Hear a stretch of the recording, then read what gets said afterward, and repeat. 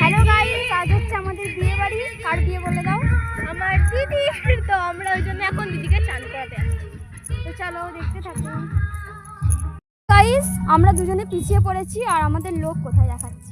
কোথায় চলে গেছে আমাদের লোক, কিন্তু আমরা অনেক পিছিয়ে গেছি।